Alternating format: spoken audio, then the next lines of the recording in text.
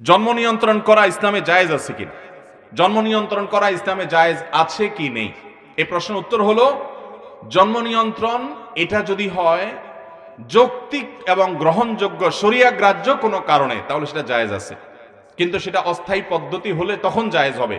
স্থায়ীভাবে জন্ম বিরতিকরণ বা জন্ম নিয়ন্ত্রণ করা এটা কোনো অবস্থাতে ইসলামে জায়েজ নাই।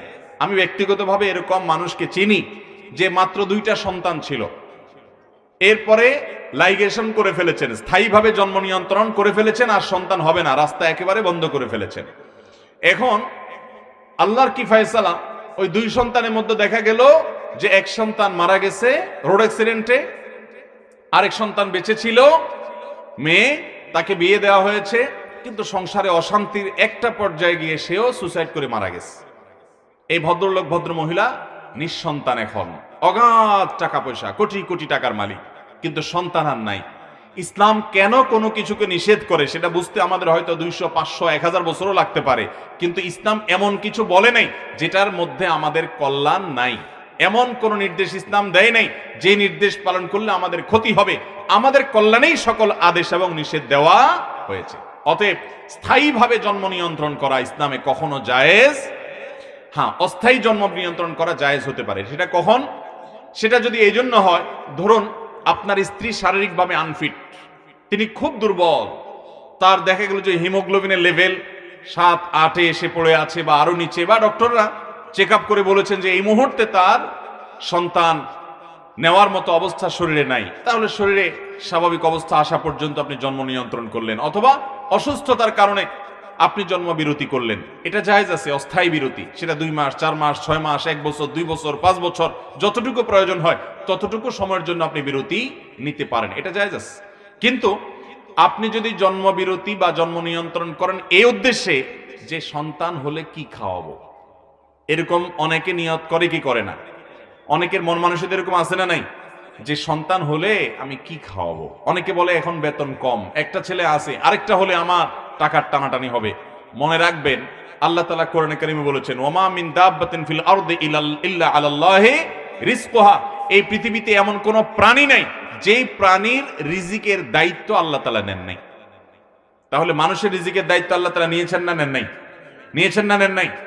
ভাইরা আমার, আল্লাহ রাব্বুল আলামিন রিজিকের মালিক, বিধায় রিজিক কি খাবে এই চিন্তা করার মতো বোকামি আরেকটা হতে পারে।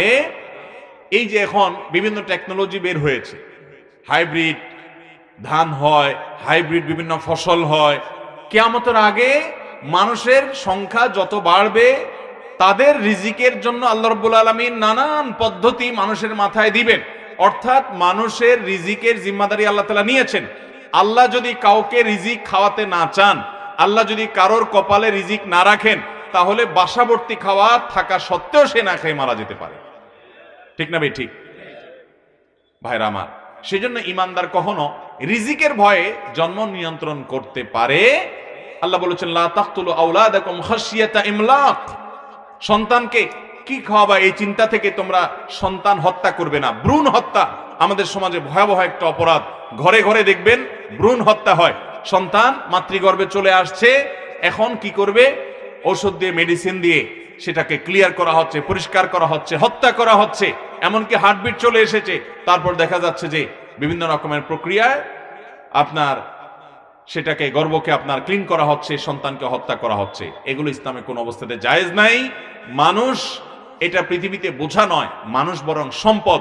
চায়না, ইতালি, পৃথিবীর অনেক উন্নত দেশের দিকে আপনি তাকালে দেখবেন সেই সব দেশগুলোতে এখন আর মানুষের জন্মের হার সরকারি প্রণোদনা দিয়ে আর বৃদ্ধি করা যাচ্ছে না, স্বাভাবিকভাবে আনা যাচ্ছে না।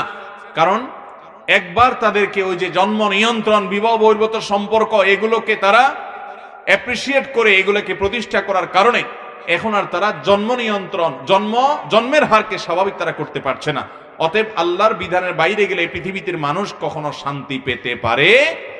বিধায় ভাইরা আমার, জন্ম নিয়ন্ত্রণ অস্থায়ী পদ্ধতিতে জায়েজ হতে পারে যদি স্ত্রীর অসুস্থতা আছে।